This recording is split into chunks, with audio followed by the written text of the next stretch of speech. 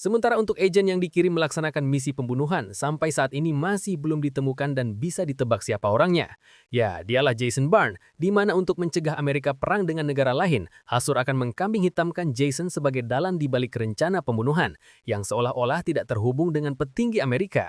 Maka dari itu terkuaklah kenapa Jason terus dikejar-kejar oleh para polisi, di mana hal itu bermula ketika kemunculannya yang datang mengambil uang di bank swasta, dan tanpa Jason sadari ada seorang mata-mata yang melapor ke kantor pusat akan keberadaannya. Sehingga untuk menangkap Jason yang masih buronan, si Asur sampai mengerahkan tim IT, di mana mereka mampu meretas semua sistem keamanan serta kamera CCTV yang ada di seluruh dunia. Dan Mary yang sekarang dianggap telah membantu Jason malah ikut terseret akan pengejaran tersebut.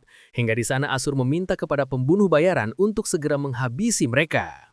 Di dalam perjalanan menuju Paris terlihat Jason yang kembali bertanya-tanya tentang sosok identitasnya, di mana dia curhat soal dirinya yang terkena amnesia dan dikejar-kejar polisi. Sampai pada akhirnya mereka singgah di rest area dengan langsung belak-belakan memperlihatkan koleksi paspornya dan identitas dari berbagai negara. Bahkan di sana Jason curhat tentang fungsi otaknya yang seolah-olah terlihat seperti pembunuh bayaran, di mana dia mampu memprediksi pergerakan seseorang serta kemampuan yang bisa mengingat hal sekecil apapun. Akan tetapi, Mary tidak percaya dengan ceritanya dan mengira jika perkataan Jason adalah sebuah lelucon dari seorang begundal yang suka berpindah-pindah negara. Singkat cerita, sesampainya di Paris, kemudian mereka pergi menuju apartemen yang tertulis di salah satu alamat paspor, di mana apartemen tersebut adalah tempat yang pernah dihuni oleh Jason ketika masih belum amnesia. Dan di dalamnya Jason mencoba menghubungi nomor pegawai dengan bertanya tentang nama samaran yang digunakannya, di mana dia langsung belak-belakan jika nama dari identitas yang disebutkan barusan telah tewas 2 minggu yang lalu. Namun di saat yang sama, insting Jason mulai kembali muncul, sehingga tidak lama kemudian datang seorang agen pembunuh bayaran yang tiba-tiba menerobos apartemen. Di saat pertarungan itulah Mary kaget ketika melihat kemampuan Jason yang dengan mudah berhasil mengalahkan si agen pembunuh tanpa terluka.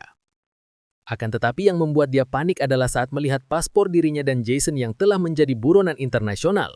Oleh sebab itu Jason langsung berusaha menenangkan Mary, namun dikarenakan kurang fokus si agen yang lepas dari pengawasan, tiba-tiba bundir dengan loncat dari lantai atas. Yang setelah itu mereka bergegas pergi meninggalkan apartemen sebelum polisi datang mengepung tempat tersebut.